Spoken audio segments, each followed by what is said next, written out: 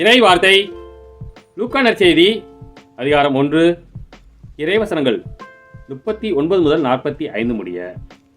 அக்காலத்தில் மரியா புறப்பட்டு யூதேயா மலை நாட்டிலுள்ள ஓர் ஊருக்கு விரைந்து சென்றார். அவர் சக்கரியாவின் வீட்டை அடைந்து எலிசபெத்தை வாழ்த்தினார். மரியாவின் வாழ்த்தை எலிசபெத்து கேட்ட பொழுது எலிசபெத்து வயிற்றிலிருந்த குழந்தை மகிழ்ச்சியால் துள்ளிற்று.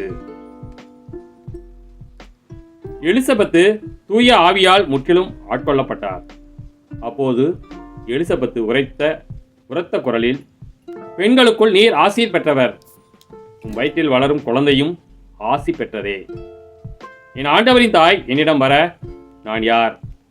உம் வாழ்த்துரை என் காதில் விழுந்ததும் என் வயிற்றினுள்ளே குழந்தை பேர்வகையால் துள்ளிற்று. ஆண்டவர் உமக்கு சொன்னவை நிறைவேறும் என்று நம்பிய நீர் பேறு பெற்றவர் என்றார். கிறிஸ்துவின் நற்செய்தி.